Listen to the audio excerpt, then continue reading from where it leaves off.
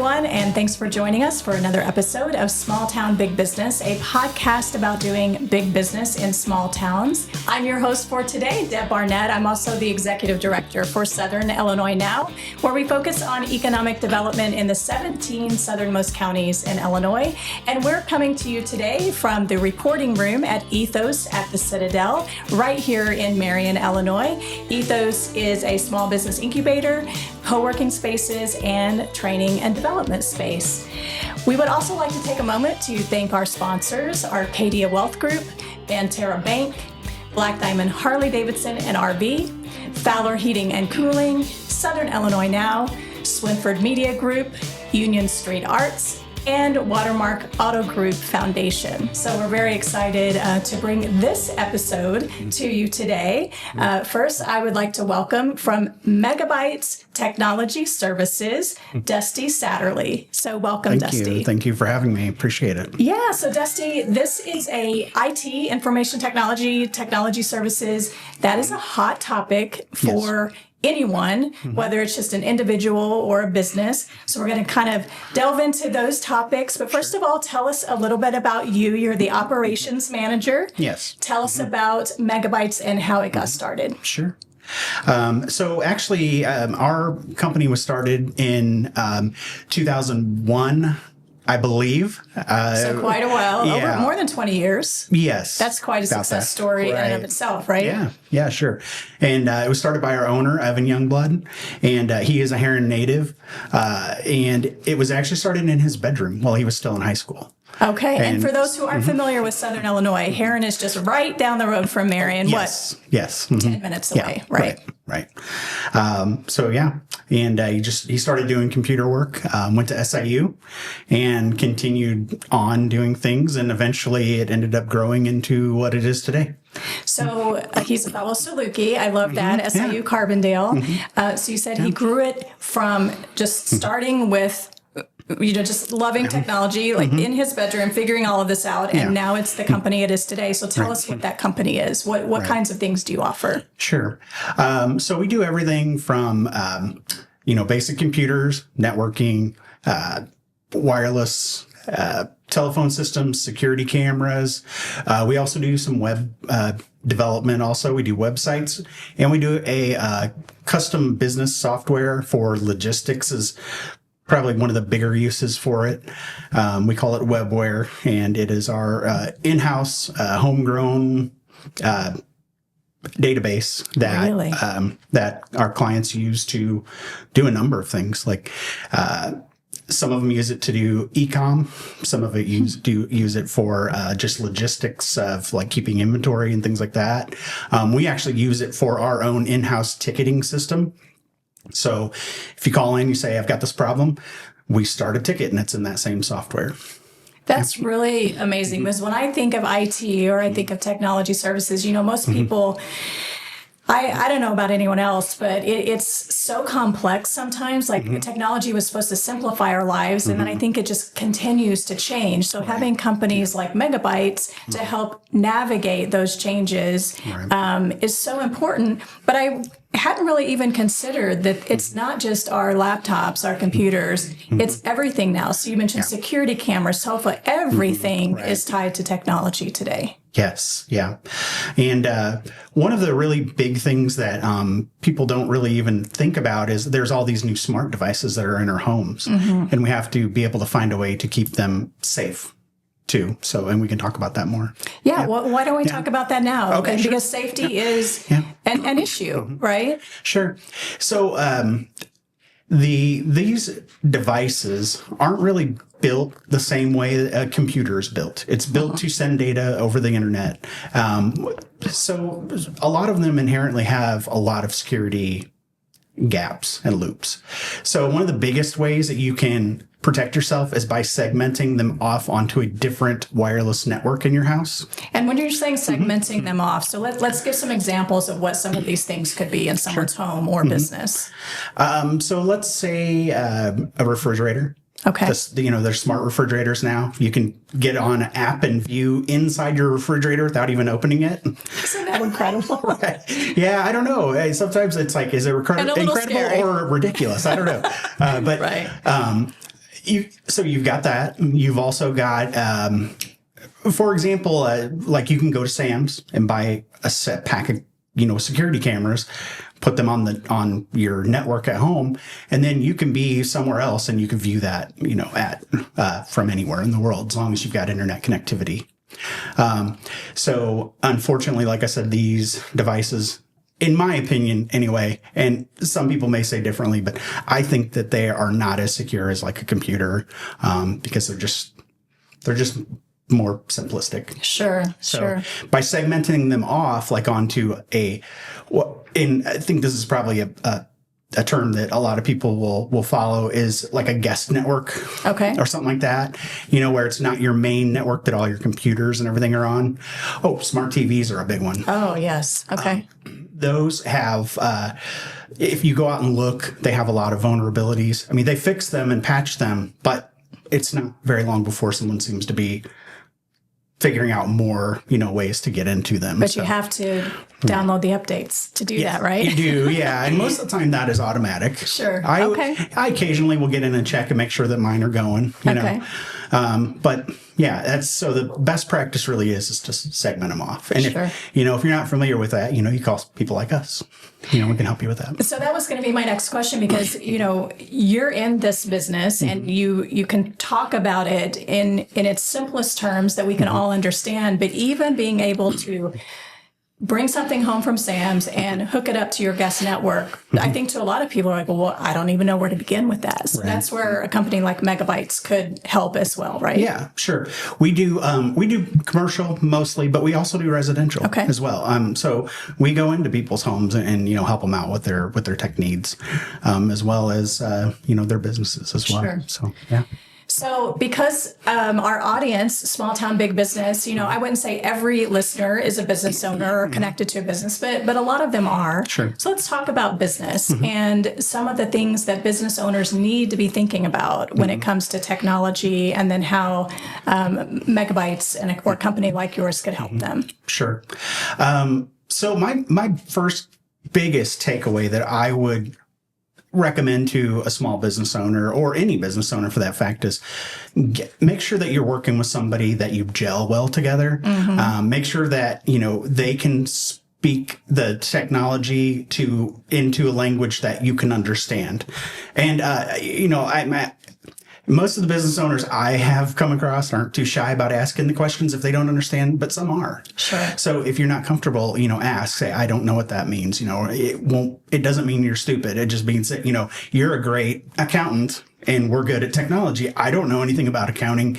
That doesn't make me stupid. It just makes me not know about that field. Right. So, but a good accountant would help you to understand in terms that you can understand what they're doing, right? And the same holds true for technology. True. Right. Okay. Exactly. Yep. Very good. Yeah.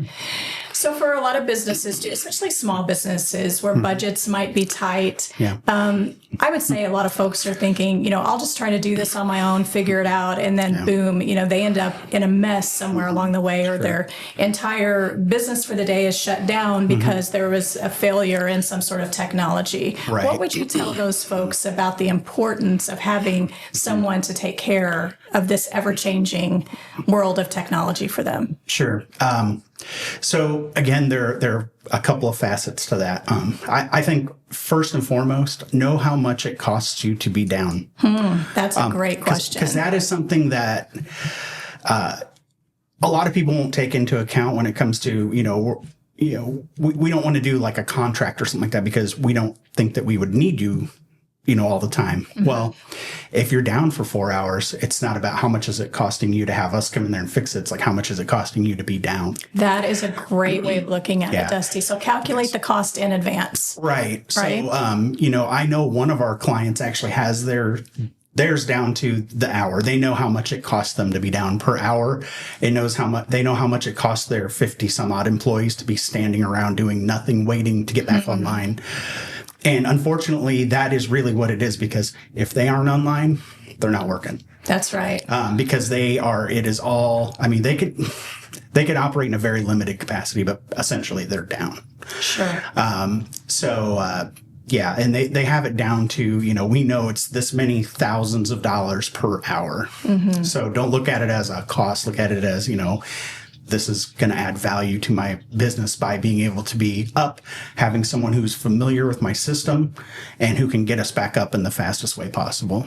And I would say also the cost of just peace of mind, well, yes, right? Like being able to sleep at night, knowing that you have experts on the other side of this that can help you, and you can just pick up the phone and call. I think that's with anything. You mentioned accounting, legal services, whatever that might be. We can't be experts in every single thing. Right. And I think it's really important for business owners that try to do it all themselves to understand those areas that are going to cost them money. Right. Yeah. Instead of, and seeing it as an investment into their business instead of an expense to their business. Sure. Yeah. The other thing that I would say is really important is backups. And there's more to backups than just taking your data and going, okay, it's somewhere else now, and it's here and I've got it backed up over here. Really, my best suggestion, again, is to have two types of backup. One on premises, one off premises, like somewhere in the cloud is really what I would say is your ideal backup situation. The reason why you want to do that is that what happens if you come in tomorrow morning and your building is a hole in the ground because of a fire, because of tornado, and you always think it won't happen to me, but it does. It does. Unfortunately. Right. We've had our clients have tornadoes that have taken their, buildings away. They called me one night and they said, "Hey, it is literally raining on my server rack right now. I need you to do something," and so we went out and took care of it. We just moved everything. Well, and I think you made a good point there again, and I feel like I'm sort of repeating this over and over, but the importance of being able to pick up the phone in that type of situation, a crisis situation where you're needing to handle, like literally put out fires, and you can just pick up the phone and say, Dusty, here's what's happened. Help. Right. Yeah. And again, like I said, it's good to know somebody who has, or it's good to have a company that knows your system, because if they were calling us out of the blue and said, I would be like, okay, first, who are you? They're like, oh, it's literally raining on our computer equipment right now. Like, okay, who are you? Where are you at? Where is your computer equipment located in your, facility? We don't know. So what is the standard way that Megabytes and technology companies approach this? Is it by contract, hourly basis? Are there typically options for companies, and depending on whether they're a small business, larger business, that sort of thing? Sure. There are multiple ways of handling it, and contract is probably one of the most popular things because it's actually the best value. But there is, a lot of people would call it time and material type thing, or, just time by the hour. Sure. You can do that as well. With contracts, they give us a little bit more flexibility to be able to be more preventative. Usually with hourly, it's more like break fix. It's like something's broken, we'll come out and we'll fix it. If we notice something else, we'll say, hey, would you like us to take care of this now? But it's a little harder for us when we're just, we're just trying to get it fixed and get them back up and not, we're not like kind of going through and looking at everything else while we're there. Because that's not what we were brought there to do. Sure. So, we do ride a little bit of a fine line of, get the problem fixed, and don't cost any more money, Right. Yeah. So when we're in that situation, but like I said, with a contract, it kind of lets us look at everything a little bit more holistically. So, yeah. No, I like the way that you put that. So a contract basis, that's more preventative. Hourly is that break fix. It reminded me of, going on a regular basis to get my oil changed on my car and tires rotated. Right. That isn't necessarily a contract, but it's that preventative maintenance that instead of just going in when my, engine is on fire. Yeah. And so one of our bigger, when I say bigger, I mean like most of our customers are on this plan, and it's because, again, it's the most flexible. It's what we call a management contract, and actually it's a pretty big term, and that's something that's kind of I would say it's a buzzword, but it's a contract where we put monitoring software on your computers and servers in your system. And if there is a problem, it alerts us. If there's something that's even could end up being a problem, it alerts us. So that is preventative, because we goes can back to that peace of mind. Yeah, we can fix problems before you even knew that they were a problem. So that is a nice thing, as far as being able to fix problems even before they're a problem. Sure. Yeah. Yeah. So you talked about monitoring. There's a lot of, in different organizations, a lot of training for employees to understand where the threats lie and not get themselves into a situation. So do you all help advise on that, or provide any training or anything like that? Yeah, we sure do. Yeah. We suggest to our clients that we do a training of some sort on cybersecurity every 6 to 12 months, when we can. I understand it's hard for them to take a whole team or parts of a team and get them together and do that. But it's so important. It is very important, because we've had people get ransomwared, which basically is someone takes all their data, encrypts it in a file, and then says, for a certain amount of money, we will give you the key to unlock it. So scary. Right. So, and now all started by somebody clicking on an email that they shouldn't have clicked on. And, had they've been trained, to spot those, they would have been, okay, maybe I shouldn't open this. Maybe I should ask somebody before I open it. Yeah. Yeah, and the scammers are getting more and more savvy, so it's important for folks, employees, employers to be more and more savvy all the time. Yes, yeah, and really one of the things, I'm glad you talked about that, because one of the things they've really started doing is it's almost like emotional. What's the word? They really tug on some emotional things, either personally or with somebody else. Now I'm struggling to think of an example. I've received emails where it looks like it's from a colleague or friend saying, hey, I'm stranded at the airport. I need X amount of money. Something like that, right. And there's usually it's a trend, like it'll be like, that's the one for a while, and then they move on to a different one. The other big one I've seen is, and I get these personally, is I'll get a receipt for something I didn't buy. Exactly. And they'll be like, oh, here's your receipt for like $800 for some software like Norton Antivirus or something like that. And one of the dead giveaways is that it's a blind, not a blind, I guess. It's like CC to like 800 people. And so I'm like, or it's just an email address, or coming from an email address that might initially look legitimate, but when you really look at it, it's not. You can tell very clearly it's not. Yeah, and some of them are sophisticated enough that they can actually spoof email addresses. True. So it might look like it's coming from a legitimate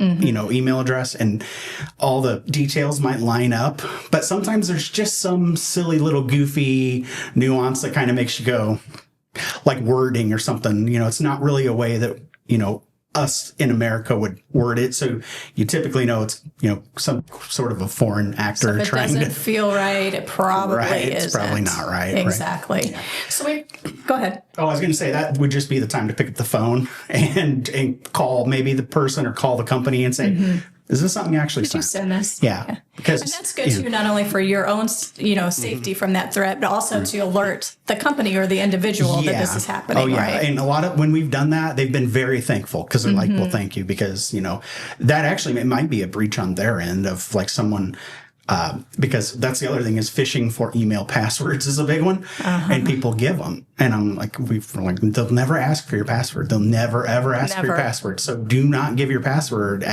for any reason. They never ask for it. And you would think, after this has happened for so many years now, people would just be like, no, that's a scam. But people fall for it every single day.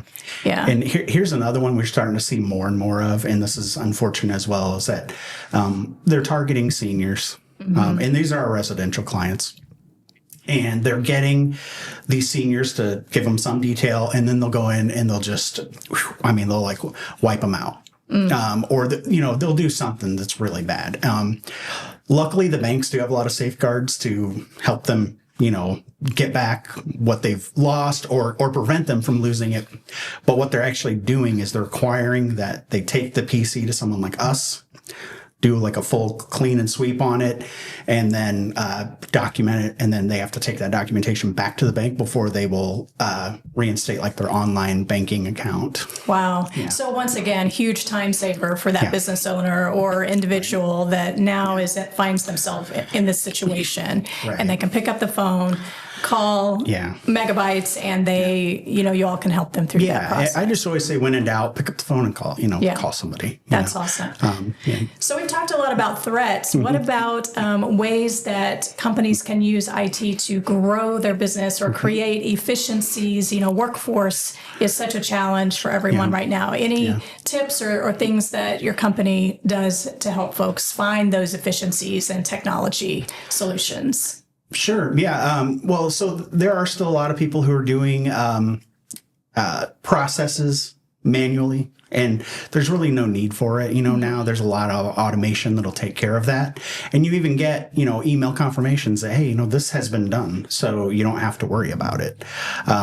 Especially with AI. And honestly, that is a special niche and everything. And I am only just scratching the surface of the surface. So, it's happening so quickly. Right. So there are a lot of things there that are, time savers. Unfortunately, I'm not the best person to speak to that, but I know that there is. And I use it. I use it for a lot of marketing stuff. It really helps come up with ideas and stuff. I consider myself a creative person, but every time I sit down to do something like that, I get writer's block. So it kind of helps push me over the edge to not be blocked. Sure. Yeah. That's how I see it. I was actually just at a conference a few weeks ago, and there was a session on AI that I attended. And, there were a lot of great advantages and then also some concerns, on behalf of the folks in the room.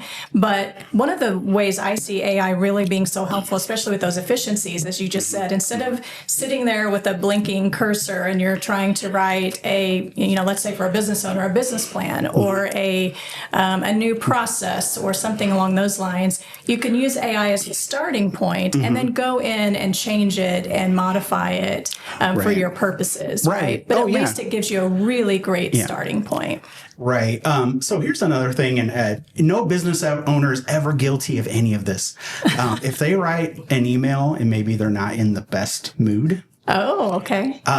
If you go have AI write it for you, they may soften it up a little bit, That's a good point. Yeah. So that way it comes off a little less tart. Sure. Yeah. Sure. So, because I've been, I'm guilty of it. I'll write something out, and then when I proofread it before I send it, I'm like, I shouldn't send this. Like, I need to slow down. AI is neutral. Yeah. It's supposed to be. Yeah, actually, the newest version of Chat GPT 5 is supposed to be more like human and like have like emotions and stuff. And I don't know if I want that, but like, just give me my information. I don't want you don't need a personality. Yeah. Oh, it's changing so quickly. Yeah. And again, just reemphasizing the need for companies like Megabytes and helping folks. Yeah. So for small businesses that say, we don't need that service, or there are some common misconceptions, and they might, as we've already talked about, get in bigger problems down the road, what are some of those common misconceptions that folks have?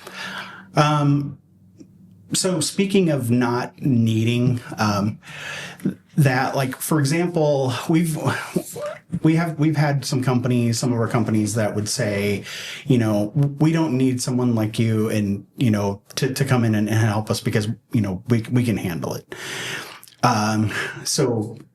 We've had those instances where we have done like a break fix thing for them, but, they're like, we don't need a contract because we just don't use you enough. Well, when we went in and we found out that, hey, you're still using Microsoft Office 2003, there are a lot of security vulnerabilities, because they've stopped support for that, So not only by using that software, are you really out of compliance on a number of things, you're invulnerable.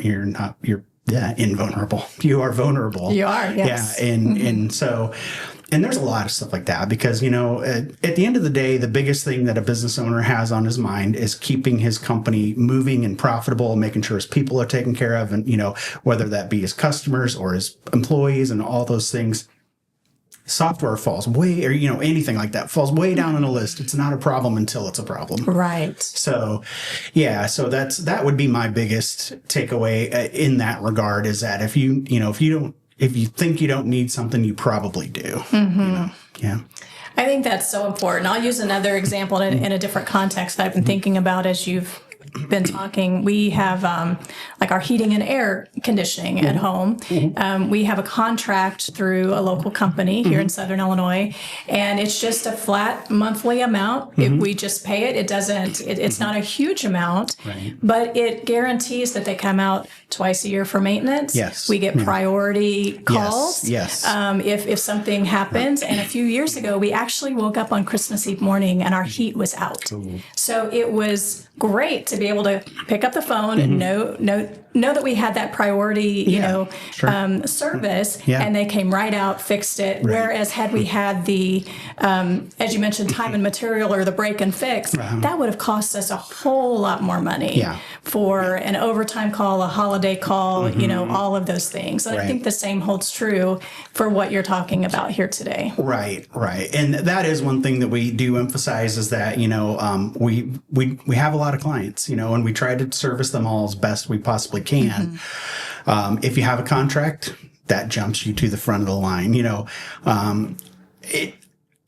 Now we do a little triage. If we've got a contract client and maybe their problem is kind of like, hey, my mouse is slow or something. Sure. I'm just trying to use something really ineffective, but I've got, somebody maybe not a client and they're down, not a contract client and they're down, we'll try to go to that contract or that non-contract client that's down first and get them taken care of because they're down, a mouse not moving slow, is not we always check and say, hey, can you, priority. Yeah. We say, we try to use some common sense about it. We always check with them and say, hey, is it okay if we come this afternoon instead of, right now for this? And they're like, oh yeah, no problem.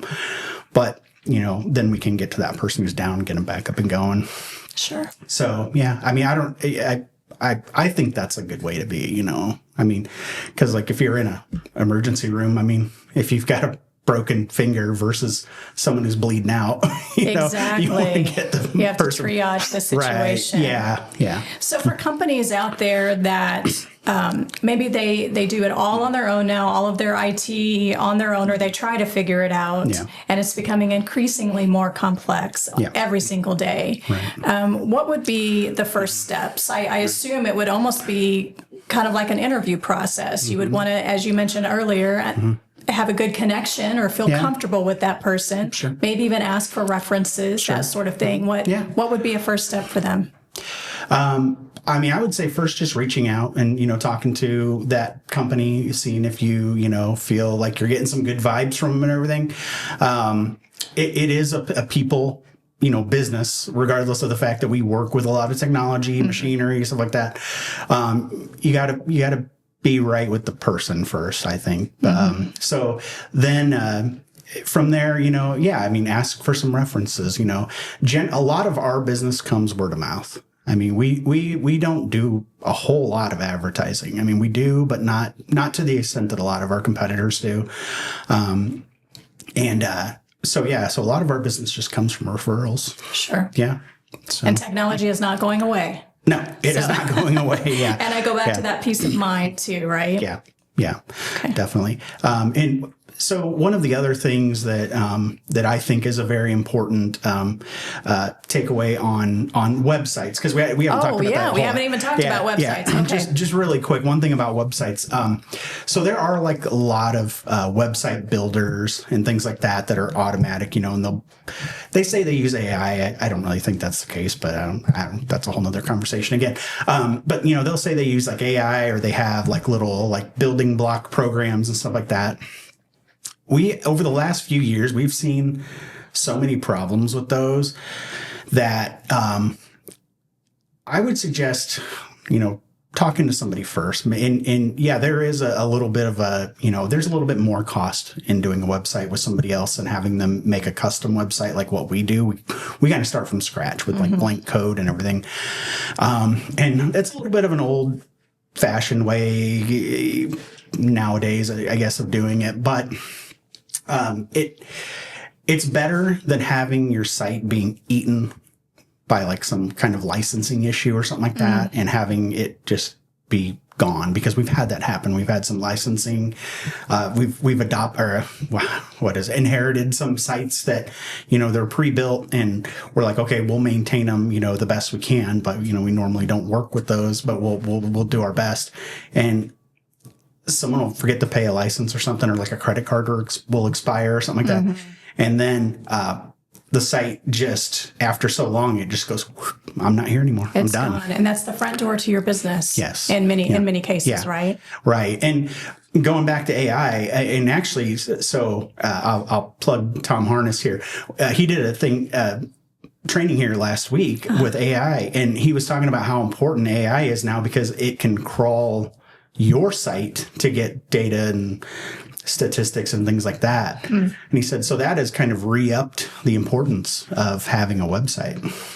So yeah, I'm so glad you brought that up, because, we've talked a lot about security, cybersecurity, but website development, all of those things, again, that business owners, do they really want to spend all of their time focused on developing a website, maintaining a website, making sure it's secure, or do they want to spend their time really focused on growing their business? Right. Yep. Yeah. And one of the things, and we kind of jumped over this, and I apologize for that. That was my fault. But when you said the processes, and things about like saving people time and everything, and I said, you take some of those processes and go from a manual process to more of an automated process. That's another thing with a lot of people save data on spreadsheets and stuff like that. A database is so much more efficient. But unfortunately, it does take some code to write into a database and pull back out of it. Sure. And when you're using an Excel sheet, you're kind of limited in what you can do with it. Yeah, so it sounds like a lot of this, just as we're doing today, is just education, right? It's so important. And as we mentioned many times, it's ever-changing. Right. So. Yeah, and the bigger your business, the more important your data and your ability to look at it and read it, and to be able to say, here are places I need to improve, or here are opportunities for me. Here are places that I can, grow, because it is trending towards the better. So I want to focus on that, so the ability to be able to get in and out of that data quickly and efficiently and have it make sense, by like custom reports or something like that is important. Sure. Yeah. What kinds of tips or things would you like to give folks for every month is Cybersecurity Month? Yeah. Well, I think that mainly a lot of the things we've talked about, just, beware of the phishing, email phishing attempts, trying to get valuable data from you via some kind of an email, whether it's trying to be informational or emotional, trying to pull that out of you. Segmenting off the network at home for those, they call it IoT, Internet of Things, which is basically things that aren't computers. Okay. So that's a big one. And if you do any Googling on IoT, you will find that a lot of network breaches come from those devices. Just, work with a professional, work with somebody who does this every day. You go be the best accountant you can be, and we'll take care of the IT for you. You go be the best lawyer you can be, and the best construction company, the best retail store, the best you name it. Heating and air, whatever. Yeah, that's awesome. And so, like I said, everything. Even speaking of heating and air, your thermostats now. Oh my goodness, it really never ends. Yeah, it never ends. Right, it never ends. I don't know how you all keep up with it. It is hard, but there's a lot of information out there. I rely on my team a lot. I mean, I've got an awesome team. So one of our oldest team members, oldest, one of our team members that have been with us the longest, just celebrated their 10-year anniversary at Megabytes. Okay. I just went through 9 years, in August.